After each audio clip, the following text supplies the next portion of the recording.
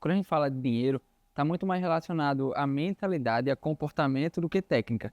O médico ele fica refém disso o resto da vida, dando plantão, precisando trabalhar muito para poder manter um padrão que muitas vezes ele ao longo da vida ele poderia ter construído. O comportamento e a mentalidade, ele é fundamental para que os médicos eles tenham êxito e cheguem na alta performance financeira. Sejam muito bem-vindos ao Na ProaCast, o podcast para médicos que querem transformar conhecimento em autoridade e crescer no consultório e no digital com ética e propósito. Hoje nós vamos falar sobre um tema que muda a trajetória de qualquer médico, mas que quase nunca é discutido com profundidade. Como cuidar do dinheiro, construir patrimônio e projetar o futuro com inteligência, estratégia e propósito. A gente vai falar sobre finanças, mentalidade, legado, investimento e tomada de decisão, com um olhar específico para a realidade médica, que tem desafios e oportunidades muito particulares. E para essa conversa, eu chamei o Davi Barbosa, que é especialista em investimentos e mentor financeiro de médicos, reconhecido pelas principais certificações do mercado. Ele une um conhecimento técnico sólido, visão estratégica e princípios cristãos para transformar a forma como os médicos cuidam do dinheiro, constroem patrimônio e projetam o futuro. Ele é idealizador do Dr. Legacy, cofundador e CFO do CEMEC Bank e líder de um escritório de investimentos voltados exclusivamente para médicos.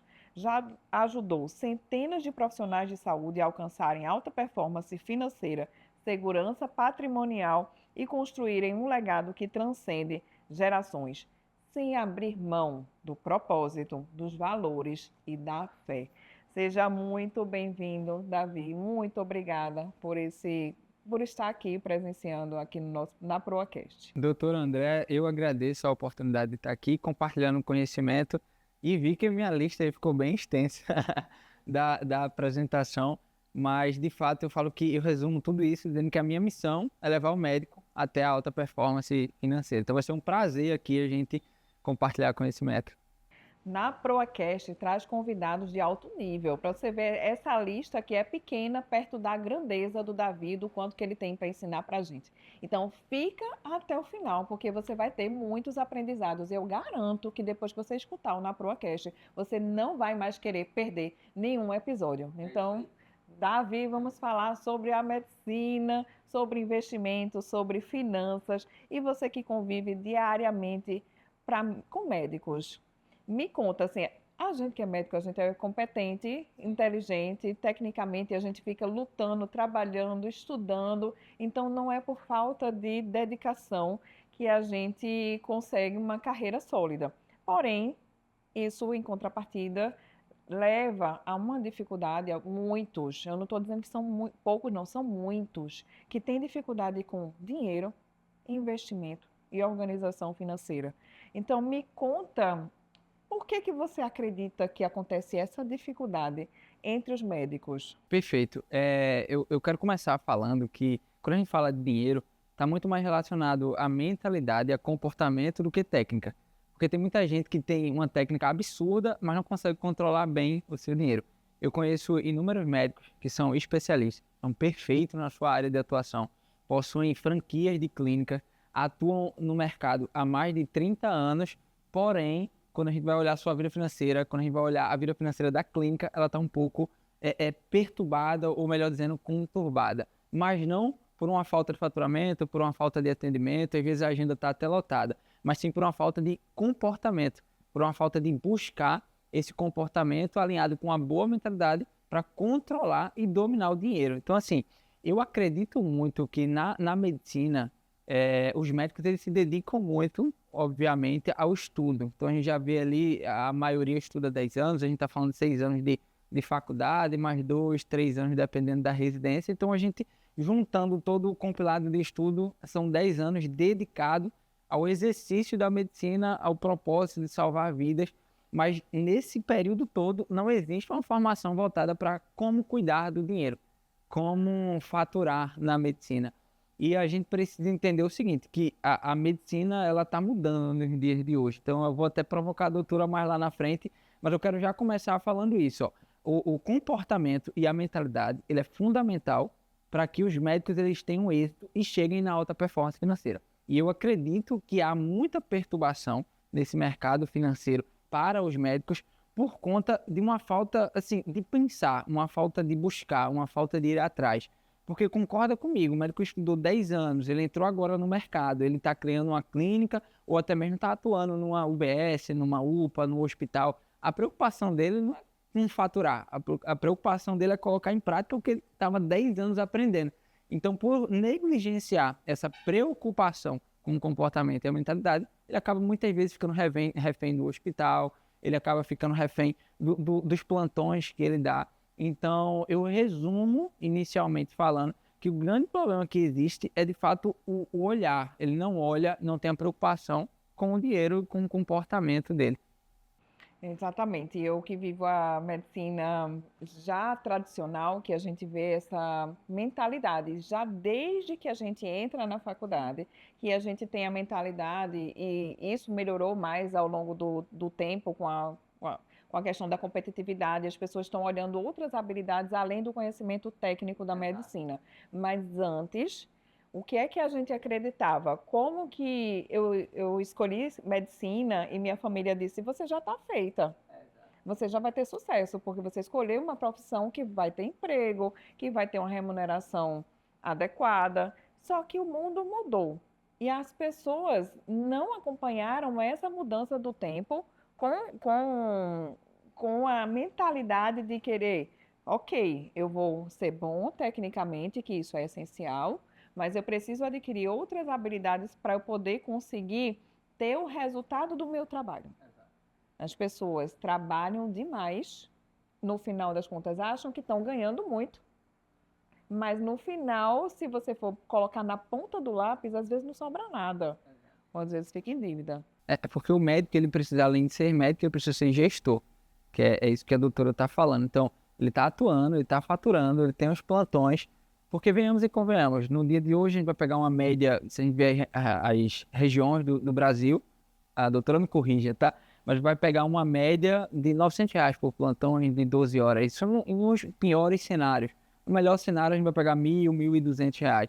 Então, a gente está falando que se o médico ele trabalhar 15 vezes 24 horas dentro de um mês, ele tem ali uma renda de 30, R$ 35.000 na média. Porém, ele sacrificou o tempo dele com a família. Só que se ele não for um bom gestor, ele vai ficar preso nessa linha. E aí, para reforçar isso, existe uma pesquisa do grupo AFIA, que é um grupo bem forte aí na medicina, está comprando várias faculdades, e existe uma pesquisa que eles fizeram, que eles levantam o seguinte: no Brasil há aproximadamente 637 mil médicos. E essa pesquisa mostra que 70% desses médicos eles estão com sua renda comprometida. E aí complementa isso que a doutora falou. A renda comprometida não está falando que o médico está com dívida, está falando que o que ele ganha, ele gasta. Então ele ganha 30 mil e gasta 30 mil. E ele vive nesse platô. Ele estudou, começou a atuar, ele está ganhando bem, vamos assim dizer, porque 10 mil hoje já está acima da média da população, então ele ganha 30 mil, o nível de vida dele sobe, e aí ele compromete o salário dele. Então, como ele não é um bom gestor, ele acaba vivendo uma vida, entre aspas, boa, porém preso no plantão, porém preso nessa corrida dos ratos que ele mesmo cria. Não é um CLT, mas ele está ali faturando 35, gastando 35. E com isso ele atrapalha a geração de patrimônio da vida dele. Essa questão da mentalidade é muito importante. Recentemente eu li um livro chamado A Psicologia Financeira. Um livro excelente, que ele fala, não basta ter inteligência para você conseguir ter uma boa rentabilidade. É uma questão de comportamento. E ele traz uma história de uma pessoa que fazia parte de limpeza lá nos Estados Unidos. Era um zelador. Um zelador. E ele conseguiu muito mais dinheiro do que outra pessoa que conseguia ter um empresário, e ele gastava simplesmente o dinheiro que ele ganhava. Então, o médico ele fica refém disso o resto da vida, dando plantão, precisando trabalhar muito para poder manter um padrão que muitas vezes ele, ao longo da vida, ele poderia ter construído, já tendo uma reserva financeira e já conseguindo guardar essa questão dessa gestão financeira. O quanto que é importante isso. Quer ver uma desculpa que eu vejo dos médicos? Você deve escutar também. Não tenho tempo. E a história do não tenho tempo é justamente porque eu quero mais tempo que eu preciso ter uma boa gestão financeira. Porque se eu tiver uma boa gestão financeira, eu vou poder escolher trabalhar onde eu quiser, eu vou poder ter liberdade. Então é justamente por isso que a gente precisa ter uma boa gestão financeira. E esse não tenho tempo é muito do que eu estava falando antes. Ele não tem tempo para pensar nisso, para priorizar isso, porque ele está querendo exercer a medicina. Então, para ele, ele já está, ele concretizou ali a vida dele. Então, ele não tem tempo para olhar sobre finanças, estou recebendo aqui, estou bem, atua numa clínica, no hospital, tem recebível de vários locais, mas ele não tem tempo para olhar. E isso leva ele para outro caminho, ele terceirizar essa gestão. Então, quando ele terceiriza essa gestão financeira dele, às vezes os médicos acabam caindo na mão de golpistas, de pessoas que acabam usufruindo, vamos assim dizer, da boa vontade de muitos médicos. Eu atendo vários médicos hoje, já entrando aqui nesse assunto, eu sou cofundador de uma fintech que já está há 3 anos no mercado. Meu sócio é um médico também. A gente tem hoje, está presente em 10 estados do Brasil. A gente faz antecipação de plantão, antecipação de nota fiscal. A gente tem um serviço de assessoria financeira também, que é plugado no escritório, que a doutora falou. E a gente tem mais de 2.000 médicos na base. A nossa antecipação de plantão não é uma antecipação para prender o médico, mas só para salvar ele ali naquele momento. A gente tem todo o cenário da vida dele. E o que a gente observa muito nesses dados que a gente tem, e eu estou falando de pesquisa própria dentro da própria CEMEC, é que a maioria dos médicos já caiu ou estão presos em um golpe. Como assim? Por incrível que pareça, existem médicos que pagavam previdência, só que não eram a previdência. Estavam mandando dinheiro para fora do país, porque conheciam um escritório de investimento que dolarizava o patrimônio, e aí ficou mandando, 6 meses mandando dinheiro para fora. Quando foi consultar, bater um papo com a gente, com o nosso consultor, viu que era um golpe, ou seja, o médico estava 6 meses investindo dinheiro com um escritório que ele não conhecia, só que o dinheiro estava indo para o espaço e ele acabou perdendo um dinheiro bem alto. E aí o que acontece? Quando o médico ele não dedica um tempo para isso, quando ele não estabelece uma pessoa de confiança para cuidar disso, ele acaba caindo nessas ciladas que existem no mercado. Porque a gente, eu acho que precisa criar uma linha aqui, né? Dinheiro é comportamento e mentalidade, e para que eu melhore esse meu comportamento e essa mentalidade, eu preciso dedicar um tempo a isso. Quando eu dedico um tempo a isso, eu aprendo. Quando eu aprendo, eu consigo delegar quem vai fazer de forma correta, não porque eu não tenho tempo, eu delego. E assim as pessoas vão acabar me levando para um caminho bem arriscado. Então, é grande o número de médicos que caem em golpe em pirâmide financeira, que compram produtos que acreditam que é previdência, que é capitalização, que está fazendo investimento para longo prazo, mas na verdade é um golpe. Então, fica até um alerta, essa falta de tempo, essa desculpa de falta de tempo pode te levar para um buraco negro aí. E, assim, 10 minutos a mais que você visse um conteúdo ou se dedicasse a um livro, você conseguiria, no mínimo, pensar e deduzir que não é por esse caminho que se vai. Excelente. Conta para o pessoal só o que é fintech, porque pode ser, tem gente que não entenda, mas fala aí, você falou que é. Tá, a Fintech hoje é uma empresa financeira de tecnologia. Uma empresa de tecnologia financeira, uma empresa financeira de tecnologia. A gente hoje é considerado uma Fintech porque ainda não pode ser banco.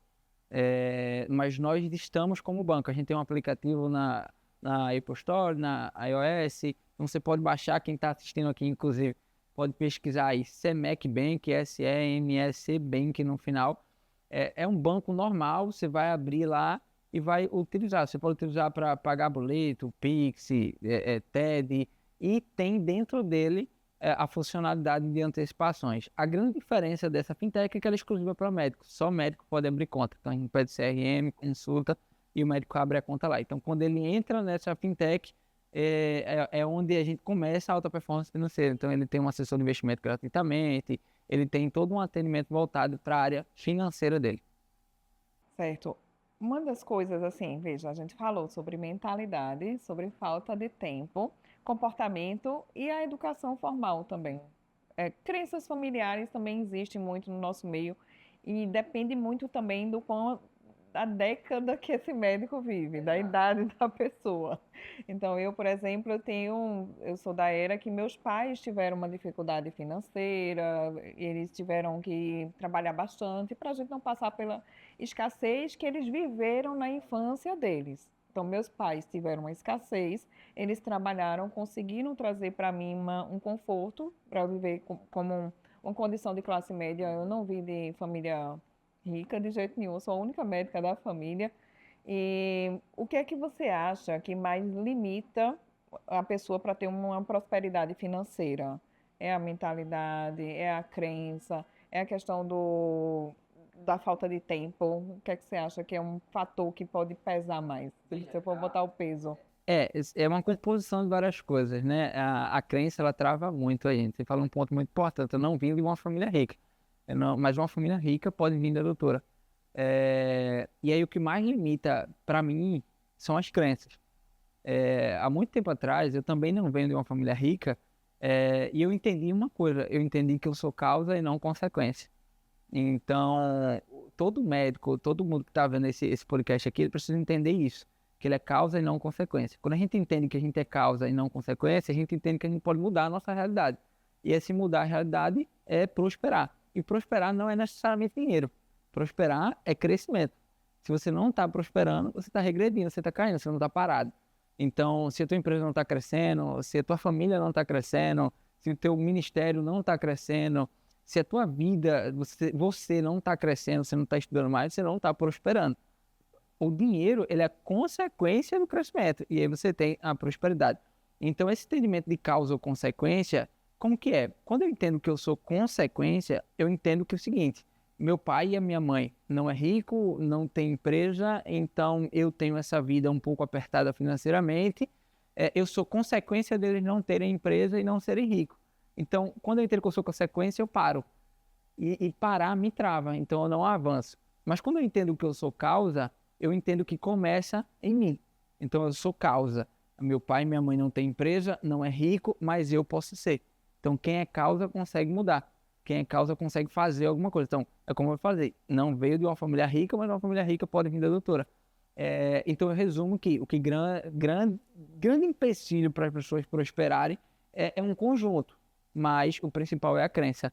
Porque muitas vezes, eu vou falar até um caso real, teve um médico que chegou até a mim numa mentoria. Ele faturava, hoje fatura até mais, mas a esposa também era médica, tinha clínica, ele faturava aproximadamente 70 mil por mês. Isso de faturamento, receita, ia chegar uns 60, 50 mil na conta dele ali, porque tinha os impostos da nota, vamos considerar 60 mil. Quando ele chegou e a gente fez uma análise, uma anamnese, eu utilizo esse termo para o próprio médico na área financeira, então a anamnese financeira dele, eu identifiquei que assim, ele estava com 1.535.000, até hoje eu me lembro, de dívida. E essa dívida, ela veio de um negócio muito inusitado que o médico gosta muito de fazer, da novidade. Então ele está ali ganhando dinheiro com a medicina, ele quer investir em imóvel, ele não conhece, mas ele quer investir em imóvel, quer comprar carro para revender, quer comprar uma coisa que não é da área dele. Esse médico, ele comprou uma fazenda de camarão, arrendou, a fazenda ficou improdutiva, ele perdeu o dinheiro e se transformou numa dívida. E essa dívida foi crescendo, que chegou a esse 1.500.000. Só que com o passar do tempo, aquilo ali estava travado, ele estava querendo pagar, ele não conseguia pagar. E aí na mentoria a gente foi conversando, estabelecendo toda a metodologia, e depois de um tempo ele conseguiu quitar, primeiramente parcelar para depois quitar, e começou a investir junto comigo. Hoje ele tem um acumulado de investimento. Então ele ressignificou, ele entendeu que ele foi causa, ele foi o causador daquela situação, ele tinha uma renda grande, mas tinha uma dívida exacerbada, ele inverteu isso, negociou a dívida, começou a investir, e hoje ele tem um patrimônio considerável, vou falar assim, para não dizer o patrimônio do doutor, investindo, e hoje esse dinheiro já gera uma rentabilidade para ele.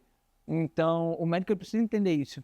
Ele é um gerador de caixa muito bom, e ele precisa entender que as crenças podem travar ele, ou melhor, pode prender ele num pseudo mundo muito bom, que é a medicina. porque a gente vem de um tempo que, assim, quem é médico é rico. Assim, o médico é o padrão A da sociedade. E aí o médico ele fica muito com isso. Pô, eu sou rico, então eu sou médico, eu tenho que comprar um carro do ano. Sou médico, eu tenho que morar num apartamento do ano. E ele vai fazendo essas dívidas e acaba se encurralando. Mas isso é por conta de uma crença que ele acredita que ele precisa mostrar para a sociedade. Então, assim, a crença é o que mais trava a prosperidade. São dois pontos aí que a gente vê de crenças, e crenças, as pessoas podem até dizer, ah, é papo de coach. Não é papo de coach, viu? Eu vou logo dizer no parênteses de quem vive algo real. Você falou muito bem da parte de que, bom, meus pais não tiveram, passaram por uma situação, de dificuldade financeira, eu vivi isso e eu não poderia reproduzir o que eles viveram, porque eu estou vivendo uma nova história. Então, eu não posso viver com medo da escassez, com medo de não conseguir prosperar por conta deles. Então, eu posso fazer uma história diferente. Então, essa questão da crença de que a gente vai repetir o mesmo ciclo que nossos pais viveram, isso não é algo é algo que a gente tem que trabalhar dentro da gente. Uma frase que eu escutava muito era: dinheiro não nasce em árvore. Não vai gastar com isso. Não vai deixar comida no prato. Não sei se você já escutou, mas não deixa comida no prato. Tem muita gente morrendo de fome. Aquela questão da escassez que a gente vive. E tá tudo bem, porque eles viveram isso, né, essa realidade. E outra coisa que você falou é que o médico ele quer mostrar também para o outro o padrão de vida que ele está bem sucedido. Uma coisa interessante sabe o que é que acontece? Por que que eles fazem, o que que o médico faz isso? Vou mostrar os bastidores por aqui, viu? É porque assim, a gente passa anos estudando para o vestibular, anos fazendo faculdade, que são 6 anos. Quem faz vestibular de primeira, ok, mas quem faz de terceira, por exemplo? Aí são 9 anos. Mas residência de 3 a 4 anos de residência completa para poder chegar na especialização. E o médico trabalha um bocado e quando chega a ganhar dinheiro, ele diz assim: eu mereço. E no eu mereço, aí começa a gastar.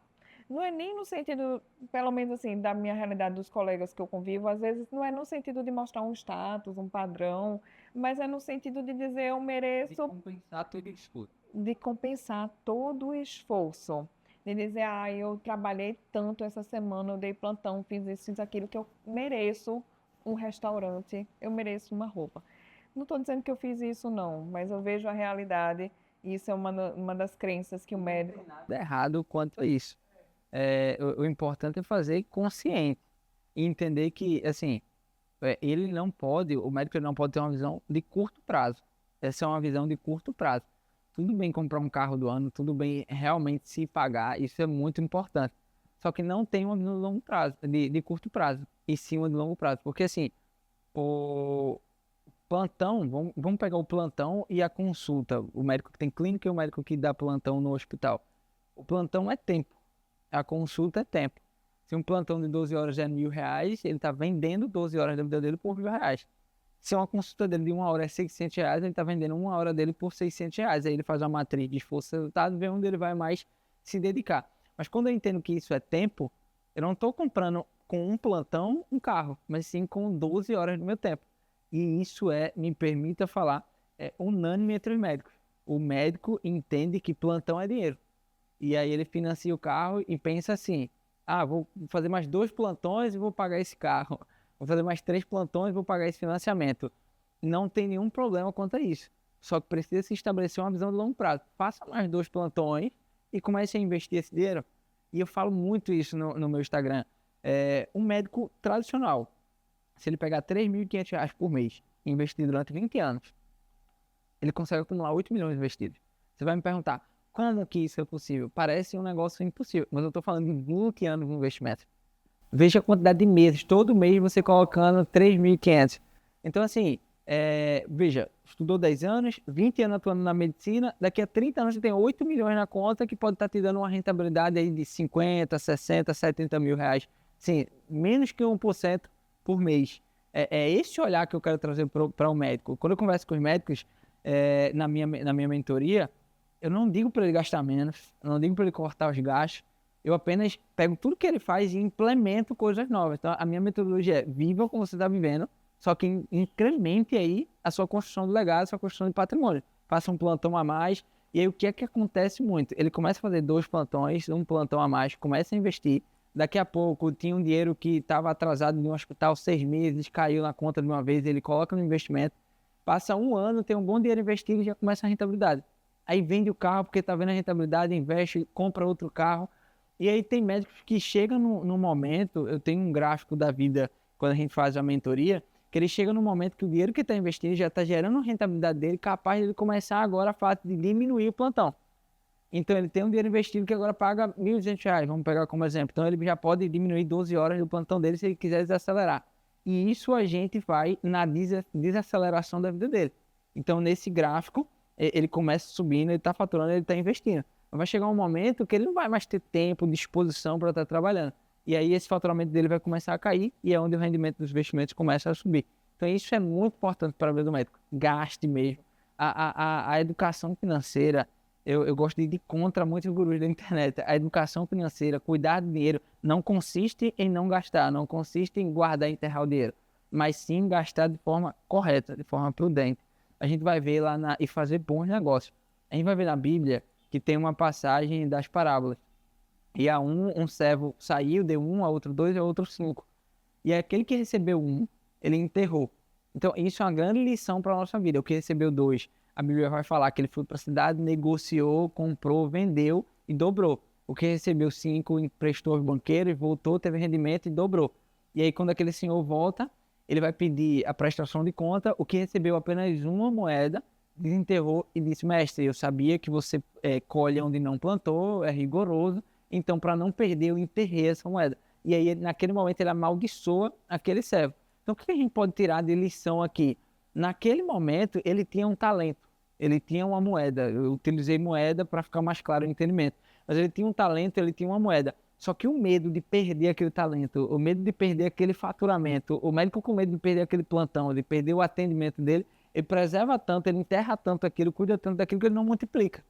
E aí tem muitos gurus na internet que falam que a educação financeira você tem que cortar gasto, tem que guardar sempre 40%, 30%, 20%, e você fica preso. Mas aquele que negociou, que fez negócio, botou, dobrou o faturamento, ele foi abençoado pelo seu servo. Então entenda, a medicina precisa ser um fator gerador, além do propósito que o médico está cumprindo ali, salva vidas. Falando financeiramente, ela gera receita, só que por fora você negocia, você faz gestão, você multiplica o seu patrimônio. Então, não é gastar menos ou parar de gastar, mas sim entender como gastar certo e multiplicar. 2 aspectos importantes na tua fala que eu quero fazer uma complementação. O primeiro é a questão de gastar, pode gastar. E, ok, a gente vai gastar, mas desde que tenha sentido, né? É interessante a gente não se podar no sentido, quando você fala em gastar, não é se de, eu vou economizar a todo custo e viver ruim, né? Então, existe esse paralelo. O gastar é no sentido, faz sentido para mim ter uma casa própria, ter um apartamento próprio? Se fizer sentido, ok. Agora, se para mim não for o sonho de vida, e economicamente a gente sabe que um apartamento alugado, você estando num local legal, você consegue também ter você não vai ter um aporte de um patrimônio assim, com um dinheiro tão grande, então você consegue fazer com um apartamento alugado. Então, projeções existem no sentido de que alugar um apartamento pode até ser melhor do que ter uma casa própria. Mas isso tudo depende do sonho de vida da pessoa. Quem trabalha no coworking, por exemplo, um médico que aluga uma sala para poder atender. Se para ele está fazendo sentido aquilo ali, tudo bem. Agora, se para ele quer uma clínica própria, vai fazer uma clínica própria. Eu não tenho um sonho de ter o melhor carro da vida, aqueles carros Porsche. Nem sei, eu só vim aprender por conta dos meus filhos. Mas é isso, é gastar no sentido do que faz sentido para a pessoa, com uma boa gestão financeira. Isso é o que. Entender as fases. Eu vou ficar sempre trazendo casos reais aqui. Recentemente eu estava com uma doutora e ela queria comprar um flat. Era, salvo engano, era 380 mil aqui em Recife. Ela não tem casa própria, mas ela queria comprar esse flat para alugar. Ela disse: eu vou comprar e eu quero a tua opinião.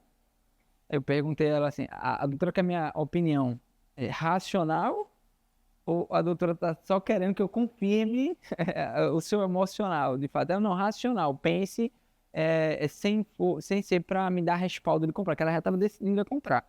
E aí eu só fiz perguntas a ela, que é justamente o que eu trago. Você precisa pensar. Então ela tinha um apartamento de 380 mil, um flat, ela queria comprar para alugar. E aí eu perguntei, doutora, conhece o dono atual? Conheço, é amigo. O apartamento está alugado? Não, faz 6 meses que ele não consegue alugar. E aí eu disse, já é um ponto. Como é que tá o apartamento? Ele mostrou as fotos. Ah, precisa fazer alguma coisa? Precisa fazer uma coisa ali e outra coisa aqui. Tá, mas como que a doutora vai pagar? Ah, a parcela é X e tem uma intercalada, que era um valor maior. Aí, vamos lá, e era depois de 6 meses a intercalada. Doutora, será que nesses primeiros 6 meses vai dar tempo de organizar e alugar? Aí ela, eu não sei. A doutora vai ter disposição e tempo de colocar na internet para alugar, de cuidar de um inquilino, ou vai querer colocar na imobiliária? Não, se eu colocar na imobiliária eu vou perder, vai diminuir o valor que eu vou pagar. Então, assim, eu só fiz ela pensar, resumo, ela não comprou. Mas entenda, eu não barrei uma compra. Ela teve aquele dinheiro. E aí a gente converte. Eu disse, vamos fazer o seguinte, esse valor que a doutora ia comprar o apartamento, iria pagar, e até a intercalada, vamos criar a carteira de investimento e começar a aplicar? Porque o médico ele precisa entender o seguinte, o que está investido é patrimônio. Você falou do aluguel. Tem um outro caso também. Uma cliente, ela tinha 1 milhão na conta. Ela tirou esse dinheiro da conta, tirou uma parte para comprar um apartamento de 1 milhão. Ali eu trouxe uma racionalidade, porque entenda, hoje a gente para alugar um apartamento vai pagar em média 0,6%. Então, com 8 mil, 9 mil reais, eu consigo morar num apartamento de 2, 3 milhões aqui em Recife. 2 milhões, eu consigo morar num apartamento aqui em Recife. Um apartamento de 2 milhões vai ter mais de 100 metros quadrados, vai ter 150 metros quadrados. Então, entenda, se eu tenho 1 milhão investido, eu tenho uma rentabilidade hoje, eu vou pegar 1%, vai dar 10 mil reais. Hoje lá no escritório a gente tem uma carteira voltada exclusiva para médico na renda fixa, com segurança, que dá 12, 13 mil reais de rentabilidade a cada 1 milhão. Então eu estou falando que eu tenho 13 mil reais de rentabilidade em um apartamento de 8 mil de aluguel. Eu tenho 1 milhão investido. Se eu for comprar esse apartamento é 2. Então com a rentabilidade do meu dinheiro que está investindo, eu pago esse apartamento. Só que aí tem muita gente que fala, tá, mas não é meu. Tudo bem que não é seu. Mas no dia que você quiser comprar o seu dinheiro está rendendo lá. Então você está pegando dinheiro do seu rendimento e tá pagando um apartamento. Porque você pode querer trocar, você pode querer mudar. Só que essa cliente foi lá e comprou. Mas por que ela comprou? Porque ela disse que era um sonho dela. E eu estou trazendo o caso dela porque a doutora falou. Era um sonho dela ter uma casa desse tamanho. Então, seguinte, aqui está a conta, aqui está o cálculo. Se é o seu sonho, eu não posso intervir. Então vai comprar, aí agora o meu trabalho vai ser o contrário. A gente vai organizar a sua finança para conseguir pagar tudo que a doutora vai colocar dentro do apartamento. Então é muito de fases. Finanças, investimento, o médico acredita que ele não dá atenção, porque ele acredita que é algo muito engessado, é um negócio perturbador falar sobre dinheiro e finanças. Mas não é simples, é só pensar e se perguntar, eu recebo esse dinheiro, o que é que eu faço com esse dinheiro, para onde eu vou colocar esse dinheiro, como que eu vou multiplicar esse dinheiro, como que meus filhos vão estar no futuro, estou trabalhando muito, como que eu faço para trabalhar menos? Se fazer essas perguntas, vai fazer ele colocar esse dinheiro no lugar certo. Exatamente. Você tem um projeto do quanto que você quer dar aqui a tantos anos, qual a idade que você pretende se aposentar, como que você pretende viver a sua vida, por exemplo, você quer continuar dando plantão sempre? Ou você quer sair disso? Eu já saí do plantão há algum tempo. Que quer continuar. E tá tudo bem. Quem quiser, tá tudo bem. Mas para mim não fazia sentido. E algo interessante que você falou também é sobre a questão do quanto que a gente consegue ter uma rentabilidade quando a gente investe mais cedo. Muitos médicos não conhecem essa projeção e eu vou falar aqui da projeção, você pode complementar, corrigir também. Você tem duas situações diferentes. Uma pessoa começou a investir com 18 anos, investiu um valor menor, digamos assim, R$ 1.000, e a outra começou mais tarde, lá pelos 35, 40, R$ 5.000 por mês.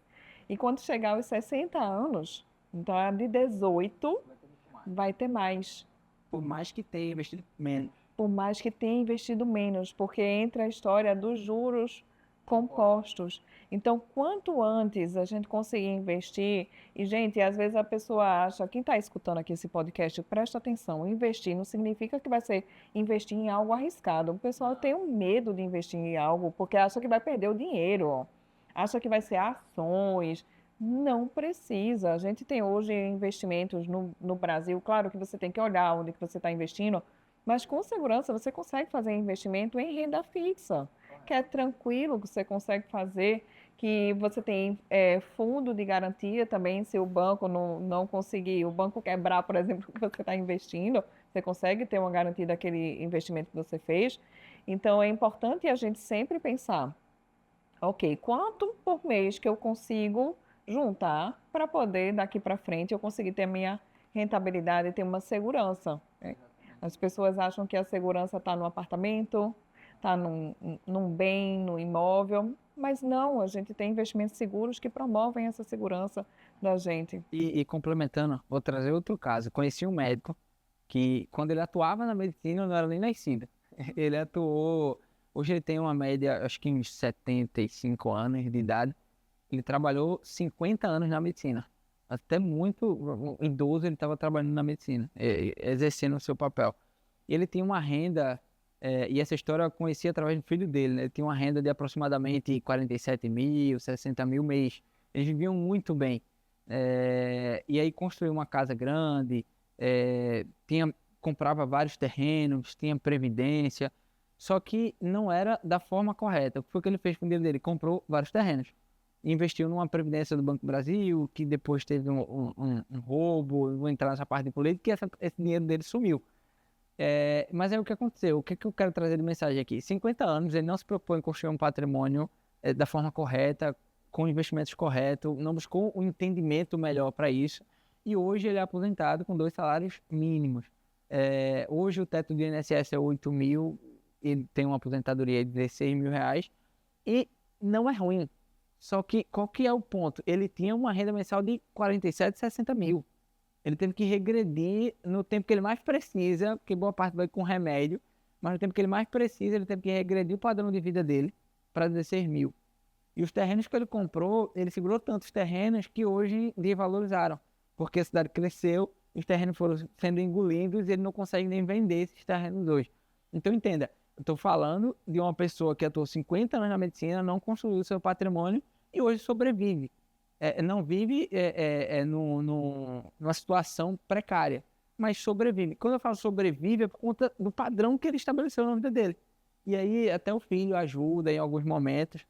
Então eu acho que esse ponto, acho não, eu tenho certeza que esse ponto ele é muito importante para a vida do médico.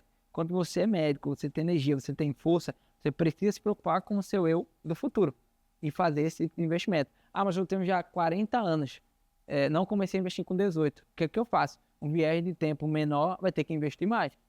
Como é que faz para investir mais? Começa com pouco e aí busca coisas na medicina para potencializar o teu faturamento e começar a investir. Mas precisa se preocupar com o seu eu no futuro, porque imagina, a doutora mesmo falou uma coisa no início, que o médico ele compra o carro, o apartamento por merecimento.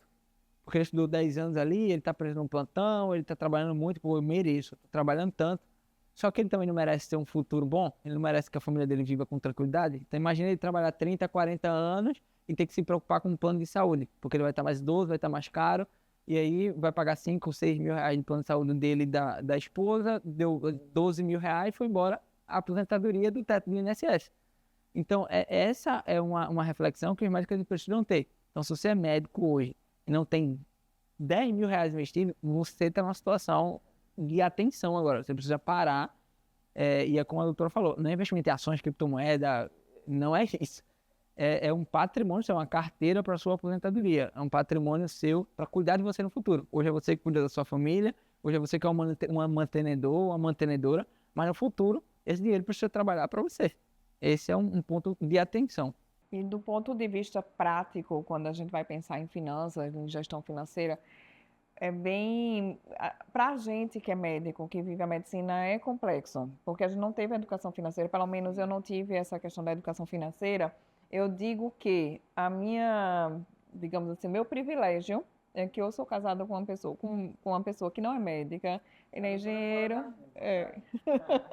engenheiro, administrador, tem mestrado, doutorado, analista do Banco Central, então ele já tem esse perfil de gostar de finanças, ele investe em criptomoedas, em ações, mas também tem também tem a questão da renda fixa, né? Então ele não chega a fazer esse investimento só por aventura, não. E desde que eu me casei com ele, era algo bem interessante. Ele disse: tem que anotar tudo o que você gasta, porque senão, se você não anotar tudo que você gasta, a gente não tem uma noção de como que a gente, do quanto que a gente ganha, do quanto que fica. E ele desde sempre, eu me casei muito nova, eu me casei com 23, 24 anos. E desde sempre eu tinha que anotar.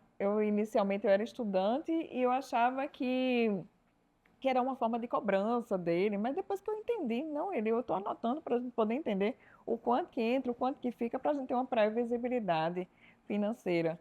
Então, foi algo que eu aprendi e médico não tem esse costume de anotar. Por isso que não fica dinheiro no final e às vezes entra em dívida. Para mim, o primeiro passo a gente fala na medicina de diagnóstico. Para a gente poder tratar uma doença, a gente precisa fazer um diagnóstico. E nas finanças também precisa ter um diagnóstico. E para ter diagnóstico, como que eu consigo? Com anamnese, com dados, coletar o quanto que eu ganho, o quanto que sai de imposto, o quanto que eu gasto, quanto que disso aí é supérfluo, que não é. E aí, a partir daí, a gente começa a ter um diagnóstico financeiro, que é fácil você fazer, no Excel você faz, tem aplicativos, tem tudo. E você, a partir daí, você consegue ir para frente. Você tem alguma sugestão prática para médicos, que você tem essa visão com vários médicos? Qual sugestão prática também que você daria? Antes de responder, eu vou contextualizar uma coisa bem rápida. Como que eu atuei e comecei a falar sobre finanças e investimentos? Há muito tempo atrás, eu fiquei muito endividado. Eu tive muita dívida. Foi um período bem complicado da minha família. Meu pai se separou da minha mãe, eu tive que arcar com as contas de casa. E ali eu endividei em todos os meus cartões de crédito. Quando eu endividei, eu queria entender como que as pessoas viviam sem dívida. Aí eu comecei a pesquisar, foi um entendimento da minha cabeça. A curiosidade, comecei a pesquisar. E aí conheci o mercado de ações, B3 na época. Poxa, existe uma bolsa, o que é isso? Comecei a pesquisar e comecei a entender a história de pessoas que trabalhavam com investimentos. E eu disse, pô, eu quero trabalhar com investimentos, porque se eu trabalho com investimento, você prova viva do que eu faço, vou ajudar pessoas com isso, que é uma dificuldade que eu estou passando. Então, a gente, muitas das vezes, quando passa por uma dificuldade, a gente quer ajudar outra pessoa a passar também. Então, isso me introduziu no mundo financeiro. Então, foi uma dor que eu senti e eu comecei a trabalhar essa dor, trabalhei, melhorei e quis ajudar outras pessoas. Nesse intervalo, no decorrer desse momento que eu estava ajudando outras pessoas, eu conheci um médico e aí apliquei minha metodologia com esse médico. Ele gostou, teve resultado. Ele indicou outro médico. Esse outro médico aplicou, gostou, teve resultado. O que foi que eu percebi? Que a minha metodologia, ela funcionava muito mais rápido com o médico. Porque o grau de intelectualidade do médico, ele é muito maior. Então o médico, ele pega muito rápido. Eu percebia que o que eu conversava, eu conseguia conversar com uma certa facilidade. Ele conseguia, quando ele se dedicava, ele tinha esse entendimento. E aí foi passando um tempo, e eu conheci um médico, o nome dele é Fábio Henrique, que hoje é meu sócio na Semec Bank. E a partir dali a gente abriu essa fintech e eu comecei a atender vários médicos e vou nichar, vou atender só para médico. E aí vivo nesse mundo dos médicos. E eu falo sempre o seguinte, a doutora está correta. O primeiro passo na mentoria é o olhar para si, o diagnóstico. Muita gente fala, eu estou no fundo do poço.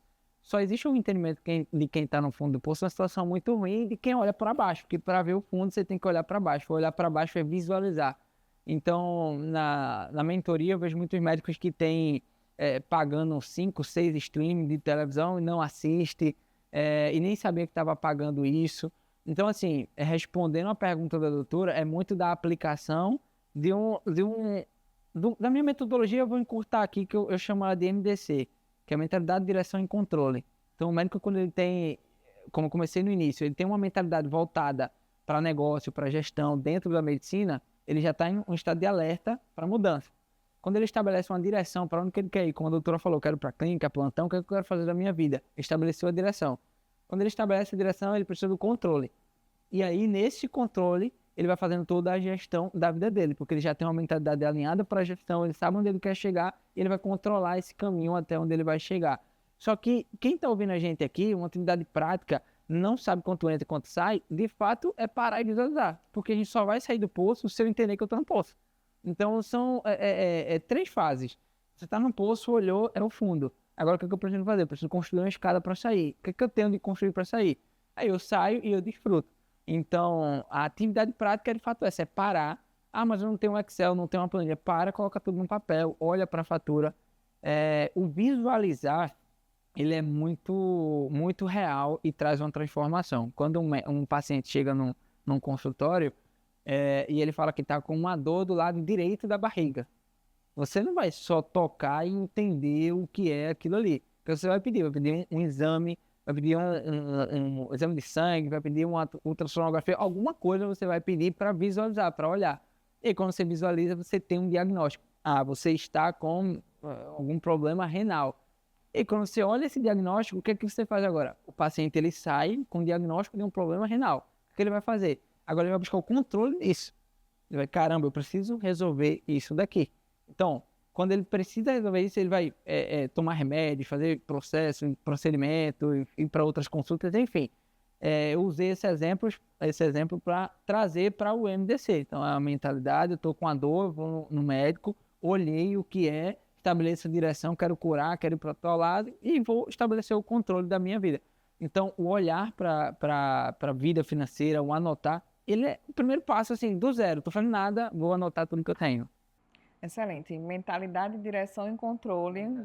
Fácil aprender. E você falou de mentoria, eu também eu faço a mentoria, eu ensino mentoria, tenho mentorados e eu falo justamente sobre isso, da gente querer construir um consultório, um atendimento particular e ter o controle da gestão, o controle dos indicadores, porque a partir do momento que eu tenho os indicadores, eu consigo tomar uma decisão. Então, eu tenho a mentalidade de que eu quero construir um consultório, de que eu quero ter outros médicos trabalhando comigo.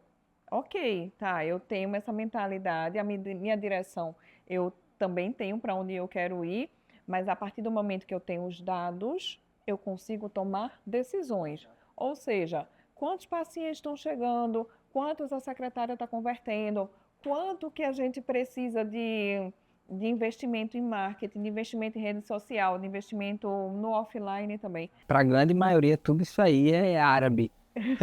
Eu tenho um cliente que tem uma clínica em São Paulo, eu perguntei a ele, qual que é o teu ticket médio? É uma clínica Não popular. sabe nem o que é ticket Ele médio. falou, como assim? É o preço que eu cobro na consulta? Eu disse, não, irmão, é o ticket médio do teu produto. Não, mas eu tenho 50 médicos lá atendendo. Tá, mas qual que é o ticket médio? Ele não sabia o ticket médio da clínica dele. Era árabe quando eu estava falando com ele. Para quem não sabe, ticket médio, vamos falar aqui, já que ele falou ticket médio, está quase chegando no final do podcast, mas vou falar ticket médio para você que quer saber, é o seguinte, é o quanto que você faturou em determinado tempo, dividido pela quantidade de pacientes nesse tempo. Por exemplo, se você faturou 10 mil em um mês e o número de pacientes foram 10, aí você vai ter um ticket médio aí de mil reais. R$ 1.000, é. Não, Exatamente. R$ 100, 10 mil de faturamento, né? 10 mil dividido por 10. R$ 1.000. R$ 1.000. Entendi por 100. Então, o ticket médio é isso. Aí você vai saber o quanto que você tem do seu consultório, para você ter uma direção, se está um ticket médio no valor abaixo, do quanto que é a sua hora sala, enfim, para você ter esse planejamento. É isso? Davi, a gente está chegando quase aí no final do NaProAcast, a conversa tão boa, dá para conversar ainda muito mais, mas fala aí dos teus negócios. Você falou do Dr. Legacy, O falou Dr. do Legacy, de uma forma Semec bem Bank resumida, também. é um clube de aceleração médica. Então, um clube de alta performance financeira, onde o médico está lá dentro, é uma confraria, ele tem acessos a locais de negócio, conexões com outros médicos em prol do seu crescimento. Resumindo, o Dr. Legacy é isso, uma confraria, um clube de aceleração do médico. Tá. E você também tem um banco. E aí o banco é a Fintech, é a Semec Bank. A Semec Bank, para médicos. Só para médico. Só para médicos, certo. Então, me conta aí, a gente está chegando aqui ao final do NaProAcast, se você pudesse dar uma mensagem para os médicos que estão nos escutando do Brasil inteiro, qual mensagem que você traria para eles no sentido de tomar uma direção da própria vida, de ter liberdade de escolha? Porque para mim, sucesso na profissão é ter uma liberdade de escolher onde eu quero trabalhar, onde faz sentido para mim e também levar minha família junto. Eu não posso ter sucesso no trabalho e sacrificar o lado da minha família. Conta aqui para esses médicos que estão nos escutando, quais suas sugestões? Qual mensagem final que você quer trazer para eles? É uma boa pergunta, é uma responsabilidade bem alta. Mas eu diria, médico, vou olhar para essa câmera aqui e falar, tá? Eu diria para todos os médicos que estão ouvindo, para pensar, se preocupa com a construção do seu legado. Isso é uma coisa que eu estou falando muito ultimamente. Eu vou fazer um evento voltado para médicos em prol disso. Você precisa se preocupar com a construção do seu legado. Você está numa profissão que é um fator gerador de caixa muito rápido, vamos assim dizer. O médico, quando ele precisa de um dinheiro a mais, ele vai e busca um plantão, faz com esforço, dedicação e tem esse dinheiro na conta. Então, se preocupa com a construção do legado. Pensa, olha para a tua vida, se preocupa com essa construção do legado. Porque eu vejo muitos médicos que chegam no final da sua carreira preocupado como a sua família vai ficar, não pode ajudar o seu filho na faculdade e acaba ficando vítima do INSS, e isso não é bom. Então, para todos os médicos, construção do legado, dedica a isso. Davi, muito obrigada pela tua disponibilidade e clareza em trazer esse assunto que é tão essencial para nós médicos. E onde que o pessoal pode te encontrar mesmo? Deixa aí teu contato para o pessoal te seguir. O arroba do Instagram é Davi Barbosa GF no final. E lá no Instagram ele vai encontrar todas as redes sociais, YouTube, Twitter, LinkedIn, vai estar tudo lá. Fica mais prático, gosto de praticidade. Então, Davi Barbosa GF, meu Instagram. Davi com D no final, viu? Para quem for seguir. Então, muito obrigada a você que nos acompanha por não ter nos escutado. Obrigada por estar aqui com a gente. E se você gostou desse episódio, se fez a diferença na tua prática para você crescer com estratégia, ter mais liberdade de escolha, segue o NaProAcast, ativa as notificações e também compartilha com um colega médico que precisa saber sobre gestão financeira, sobre como crescer também na carreira de uma forma ética, de uma forma estratégica. Muito obrigada e te vejo no próximo episódio.